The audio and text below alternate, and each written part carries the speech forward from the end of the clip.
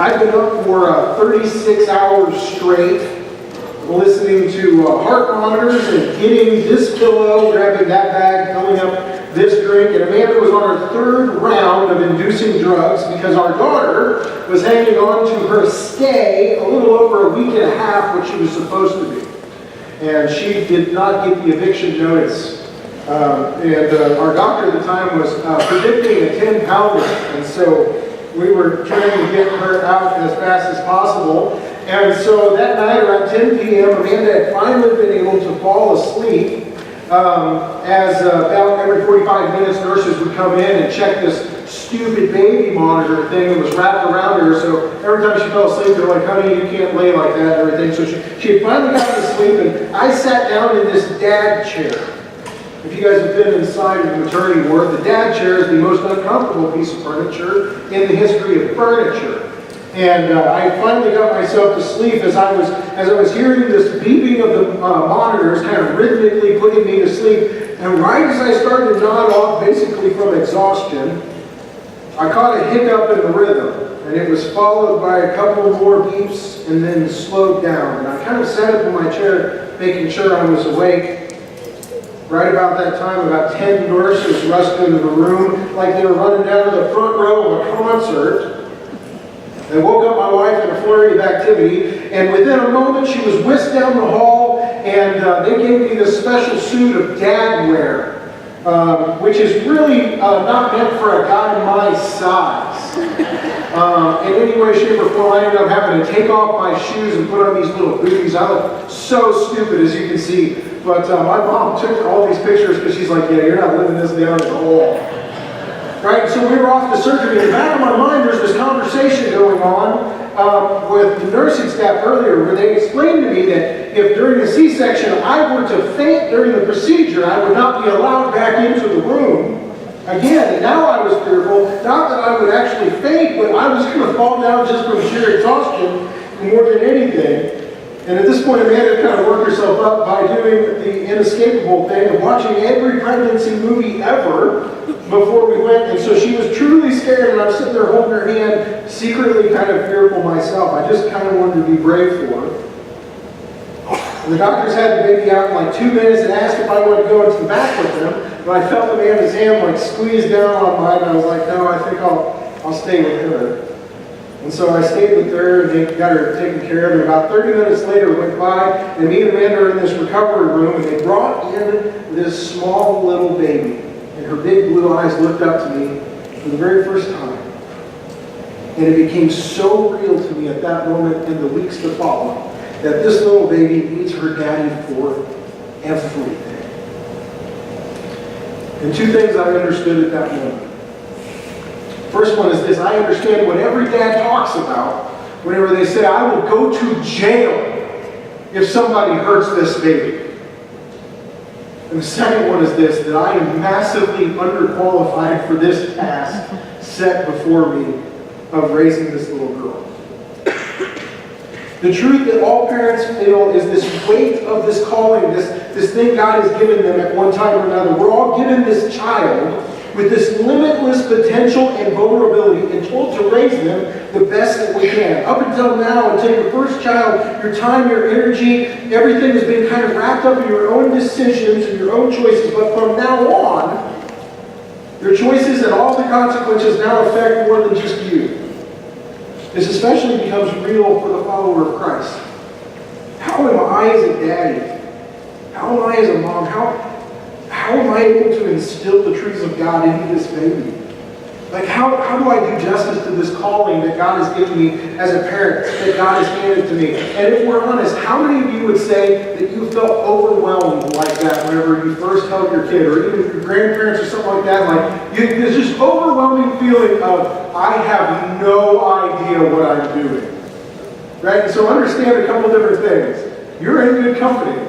Because every one of us have had that feeling at some point. And while it may feel overwhelming and hard to know where to start with all of this stuff, Scripture gives both parents and the church great insight into what God has as His view of children. And there's a lot to go on here, and so I'm going to be hopping all over the place, but we're going to try to build a whole picture of what it looks like. Because God gives us these children and says, raise them up. And so let's look at what Scripture has to say about this. So Psalms 127:3 says, children are a heritage from the Lord, offspring a reward from Him. Like arrows in the hands of a warrior are children born in one's youth. Blessed is the man whose quiver is full of them. Meaning children are great. Have as many of them as you can. Right? You might go a little nuts, but it's okay. Right? We look on Proverbs 13:24 says, and the one who will not use the rod hates his son, but the one who loves him disciplines him diligently. So apparently with raising kids, there is a form of loving discipline that needs to come in. Right? Proverbs 17:6 says, grandchildren are a crown of the elderly, and the pride of children is their father. So if you're a grandparent in here and you thought to yourself, I'm off the hook, I did my time, right? Everything's fine. Apparently, you're not. You get to come back into the mix, and there's a whole nother level. And how many grandparents do we have in the room? Right? Like, yeah, there's a couple of you guys. Here's the thing that most grandparents that I get from you guys is we're all a lot better at it the second time around. Right? And you guys are the ones who are like, yeah, Justin, she's fine. And so she's like carrying like 40 bags of Skittles. Dad, this is great! Right? Like, it's great because you get to sugar them all up and send them home.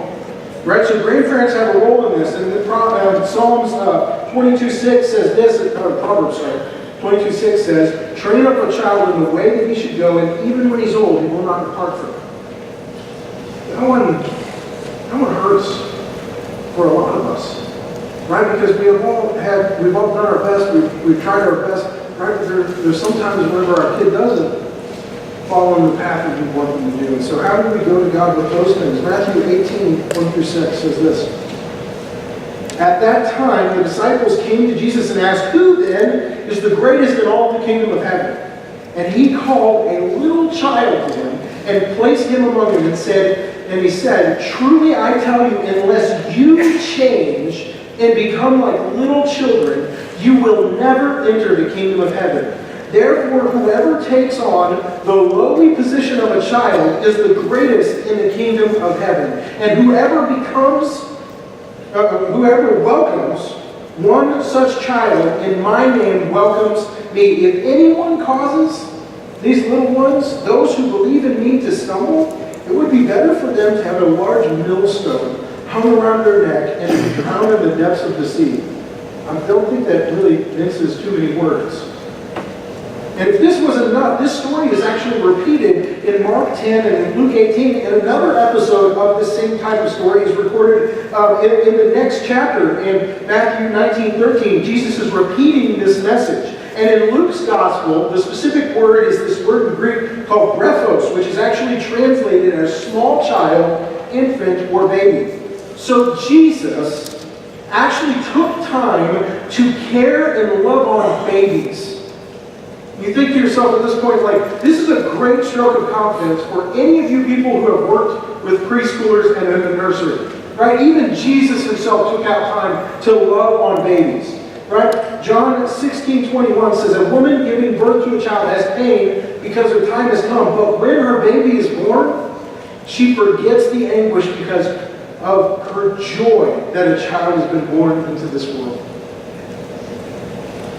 And probably the biggest piece of meat we have today, Deuteronomy 6 says, these are the commands, decrees, and laws the Lord your God directed me to teach you to observe in the land that you are crossing the Jordan to possess, so that you, your children, and their children after them may fear the Lord your God as long as you live by keeping all his decrees and commands that I give you, and so that you may enjoy long life.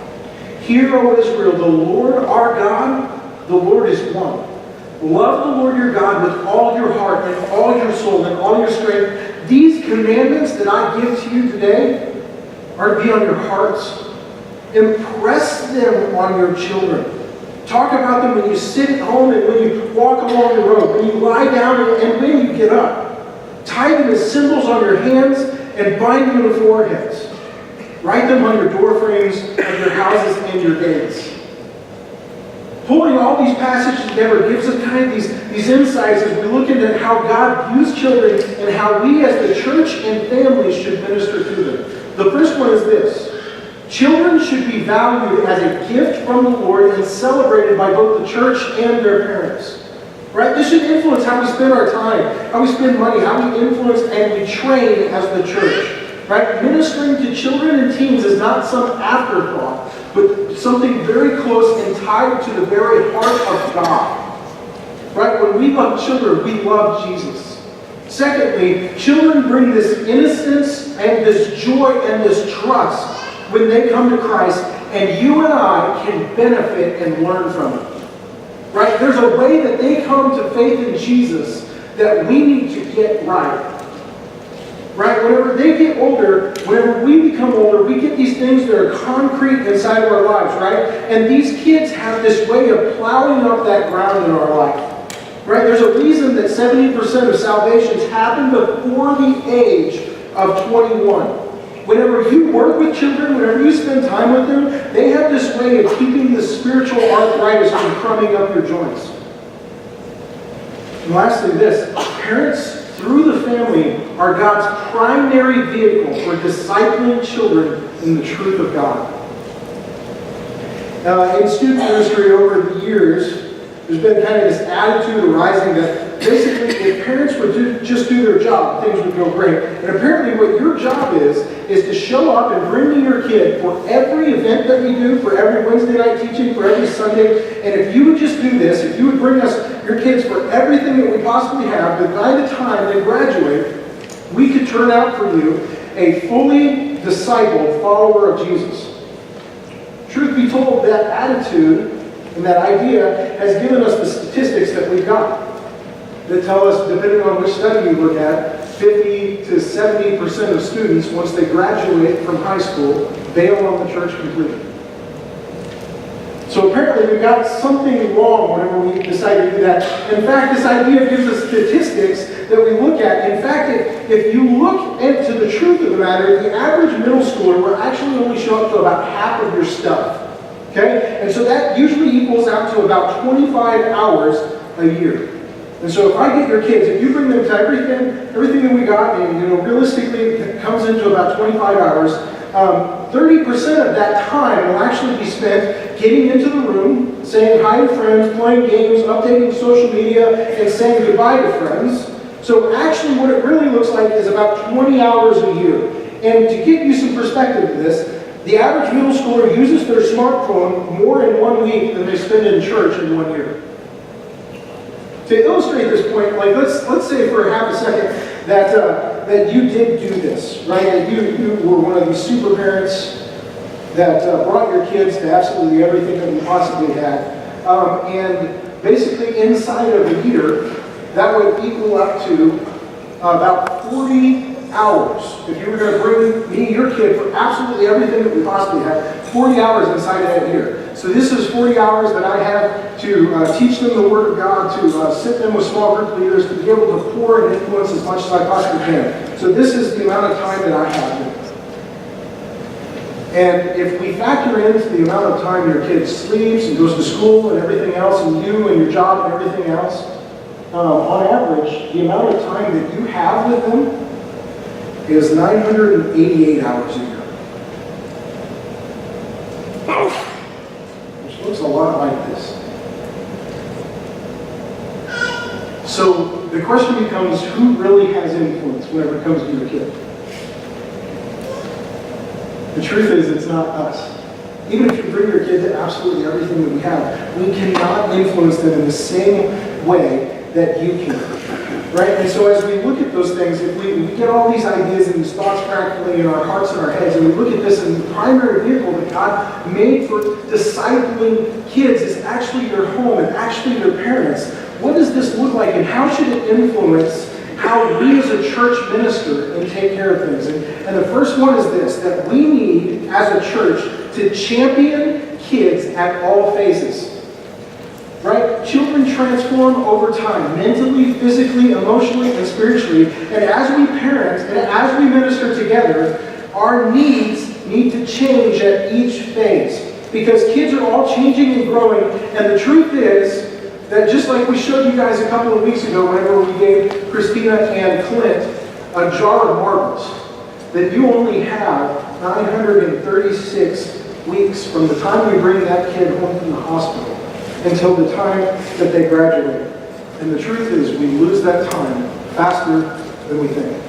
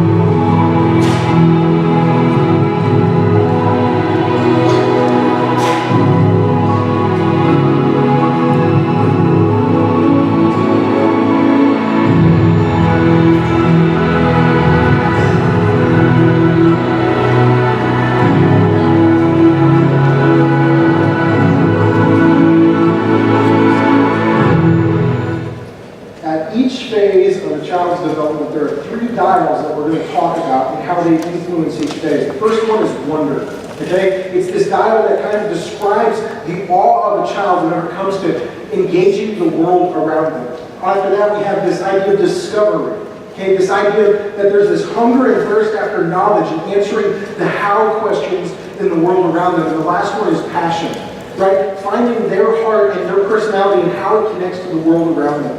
What lights their fire and what makes them come alive? Is it art? Is it music? What is it and how does it influence and work within their lives? And so whenever we come to this idea of preschoolers, right, this idea of from cradle to kindergarten, what does that look like? What we need to understand is they think like an artist. Okay? That they are influenced by this idea of wonder and discovery above all else. Right? And so during that time, we as a church, we as a family, as we do these things, we want to help them answer the question, who is God?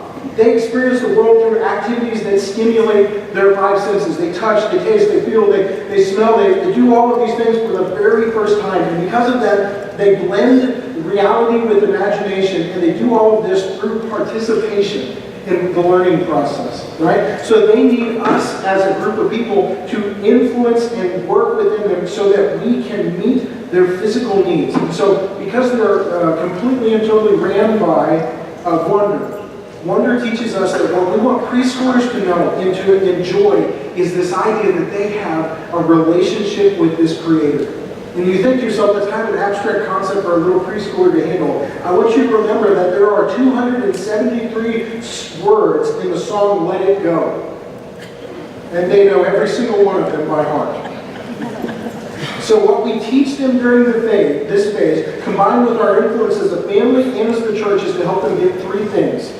What I see around me reveals a Creator that I cannot see. Right? Whenever they see all the things that are crazy and awesome in this world, whenever they dive into a pile of leaves, they need to understand that there's a God who created all of that. Right? That they are created in the image of this perfectly heavenly Father who has an unending love for this. So the God who created everything loves them. Right? And then as they live in pursuit of this infinite God, He desires a relationship. So not only did He create everything, not only does He love me, but He wants a relationship with me And before you know it, 260 weeks have gone by, and you've only got 676 left. And you snap your fingers, and you move on.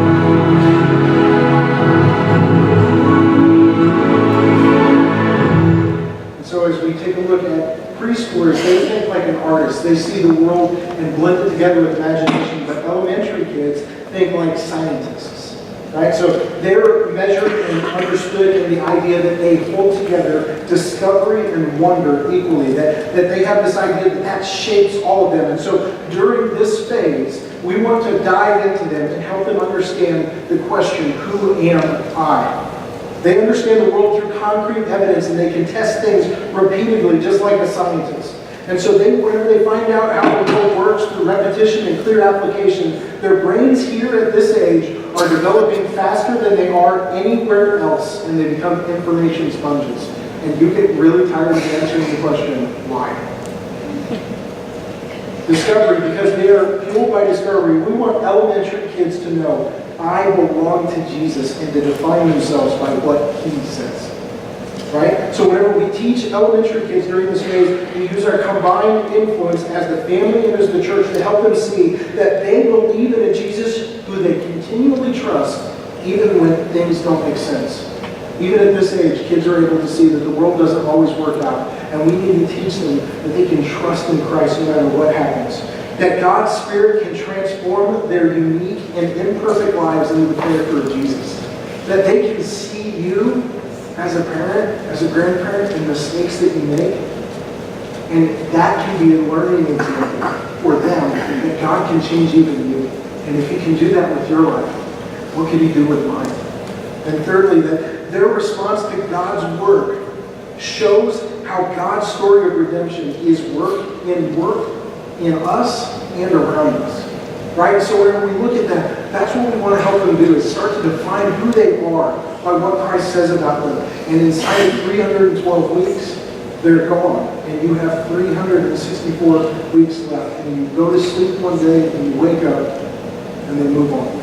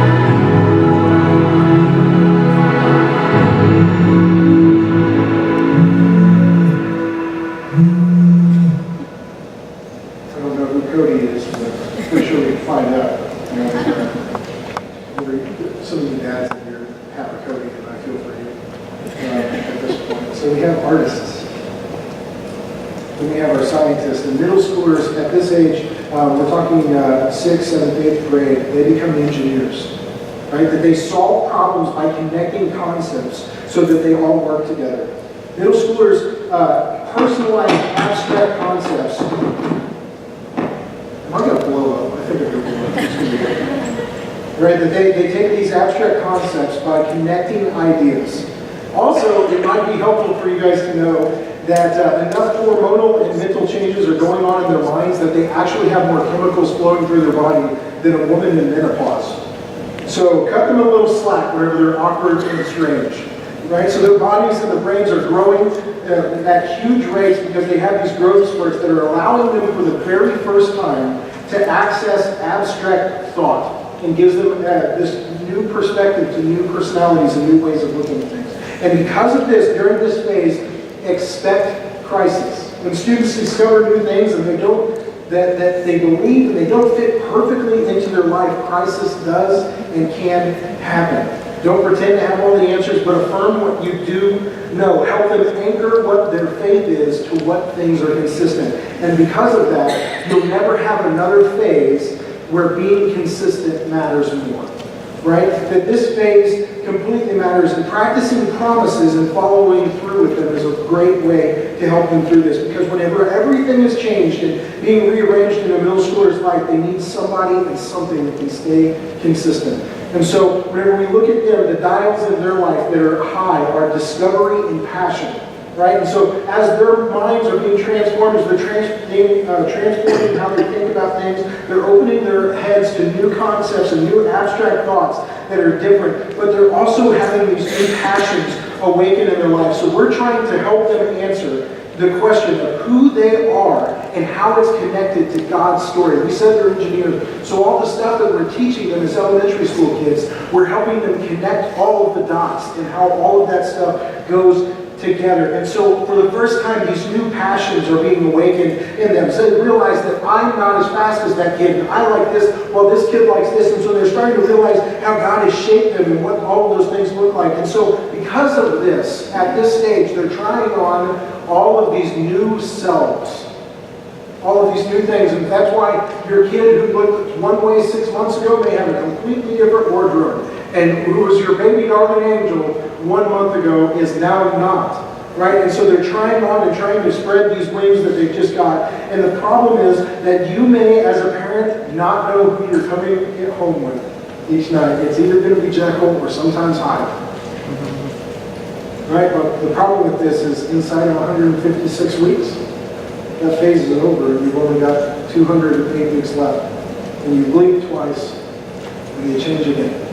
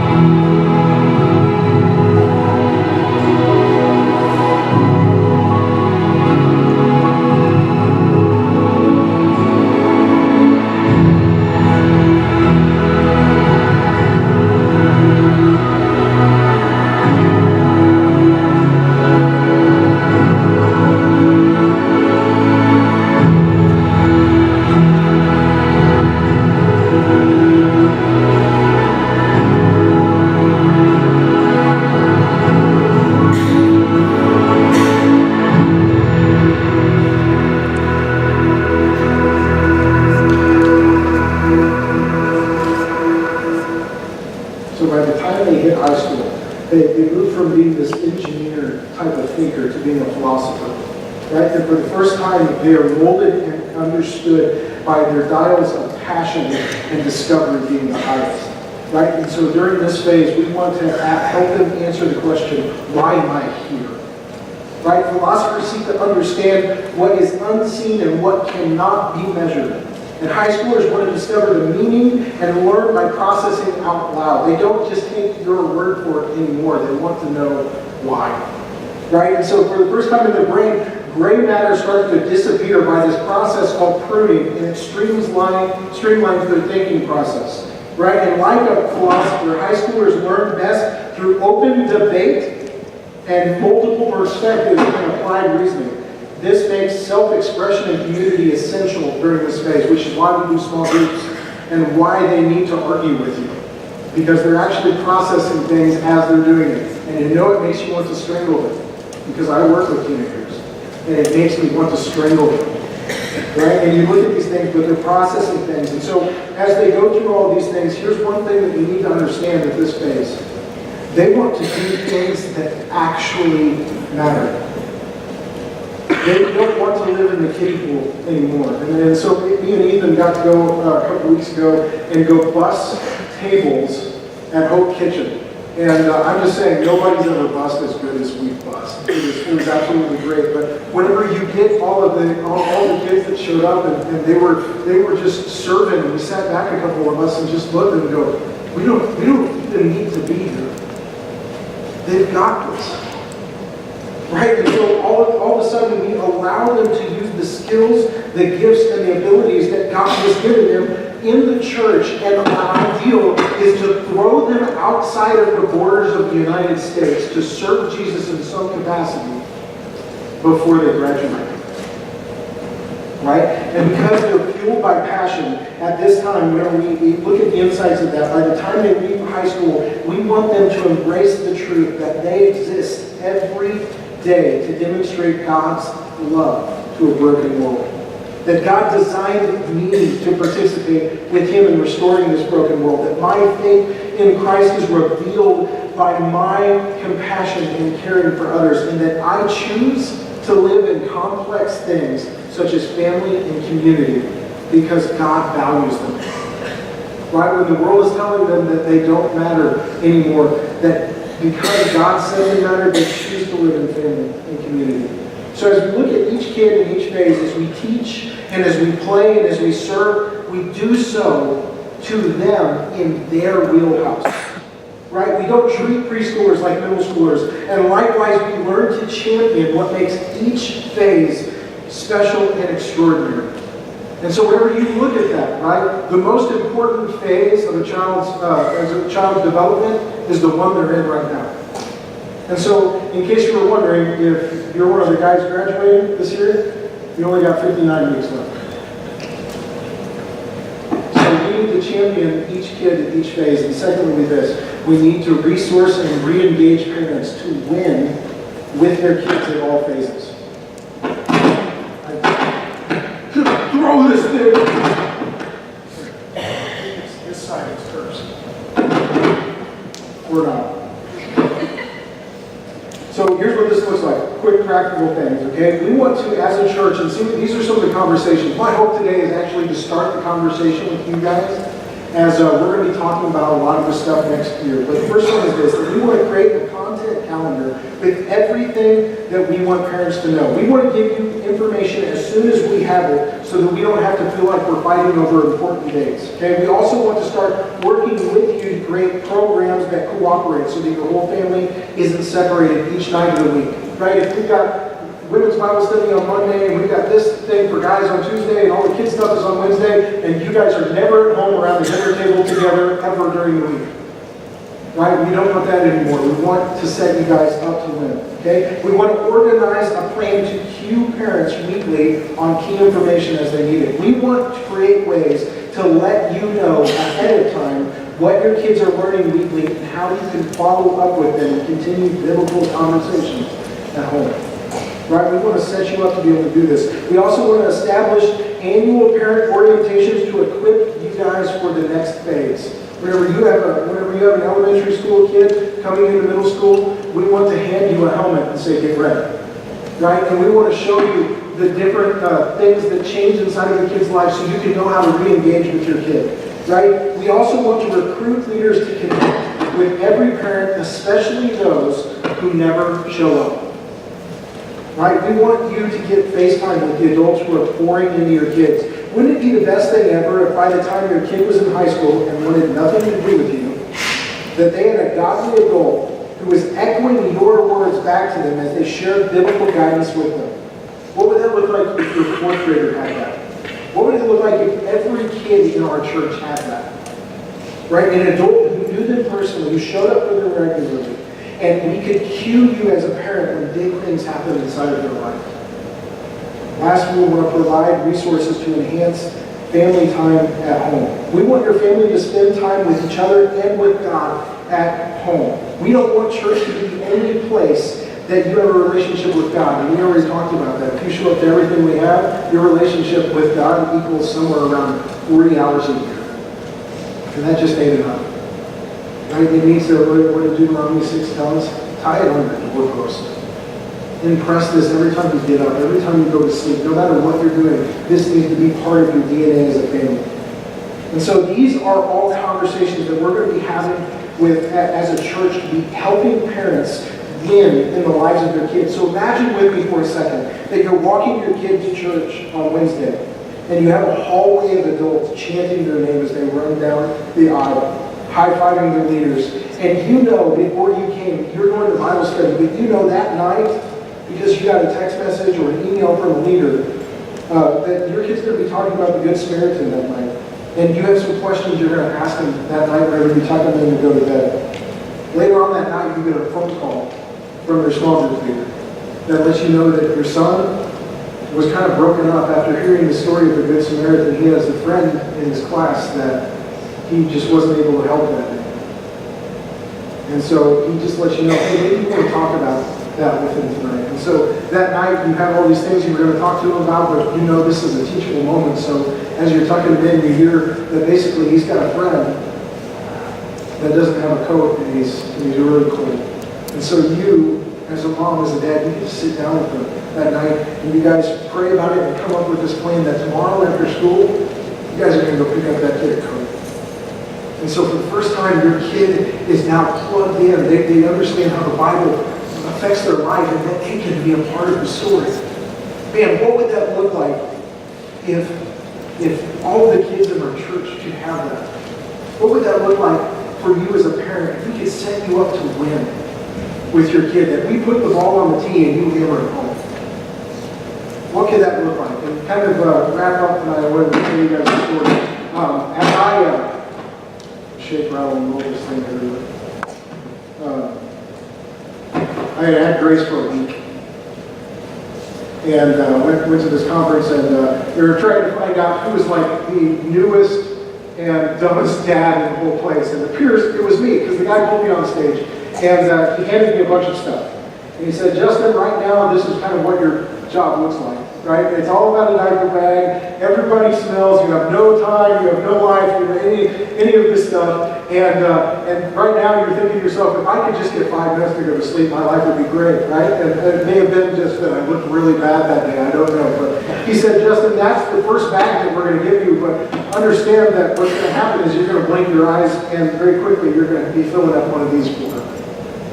And she's going to go to school, and she's going to come home with all these questions. She's going to want to know everything. She's going to want all of your time and everything else. And you're just going to kind of want to be left alone sometimes to yourself. But she just really wants to know everything. And as you blink a couple more times, you start to realize that she's learning things in school that you can't answer anymore.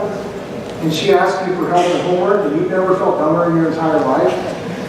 And if that wasn't bad enough, she now hates your guts for no reason. And you become an absolute idiot overnight.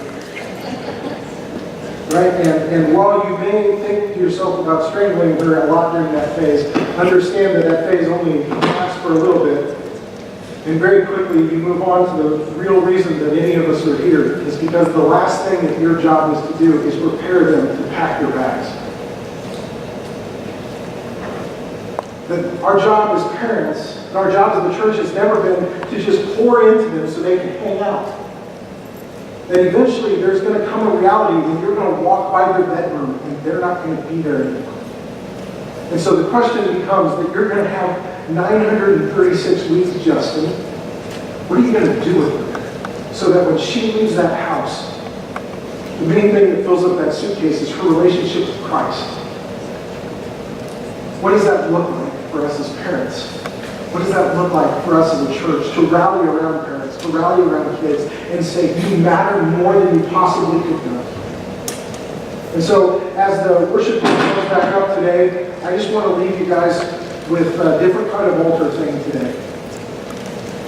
Right? All of this starts, and you may think to yourself, listen, Justin, great ideas, cool things, right? But if there's any person who's going to show my kid how to be a follower and example of Jesus Christ, it cannot be me. You don't understand what I've done or anything else. Let me tell you something, if you're that person, you're never going to be a better example. Because if they can see that you're a failed and flawed person and you come back to the cross every time that you fall flat on your face, then you give them the best example any of us ever could. Right? That there is no hope for any of us as parents, for any of us as leaders, for any of us as a church, other than coming to Jesus the way a little kid does. And just understanding we need him. And so if you're a parent here today, if anything happened here today, it jarred you that you've only got a couple of weeks left, I would just challenge you, right? I mean, your seat you're in right now can be as just as good an altar as up here. What if you just said, God, the weeks I got left, they're all yours. Everything I can do, everything I can show, everything I can influence, I'm giving them all to you. If you're a leader in here and you thought to yourself, I work with 4th grade boys, what I do doesn't matter, nothing can be farther from the truth. That you show them that God has a huge love for them. And maybe what you need to do here in just the quiet of your own seat is recommit yourself to seeing those kids the way God does. And maybe you're in here and you thought to yourself that God is pulling your heart to start working with kids, to start working with teenagers, and you flat out told them no. We're giving them 1,000 excuses. Repent and follow God in what he's doing. Because we as a church, we want to rally around families. And we want to help them win with their kids. So let's pray. Father, in everything, if there's anybody that has a decision to make, if there's anybody that just wants to recommit themselves to doing things your way, God, that they would give those 988 hours a year that they have, Lord, and they would let all of them drip with your Spirit, with the things that they have in their life, that the love that they have, that everything that they've given, God, their heart, their soul, their mind, every bit of it that they've given would drip with their kids for the love that you have for them. And so, God, as we as a church, as we rally around those parents, as we rally around our students, our kids, God, that you would come alive. And you would use the life that they have to show us what you have for us. And so, God, we give you this time. We ask if anybody has any decision or anything that they need to make, Lord, if they just need to accept you as their Lord and Savior, there's never been a better time than today. God, you have a plan for all of us. And as we learn what that is, would you give us a great heart to follow you as you lead us. In Jesus' name.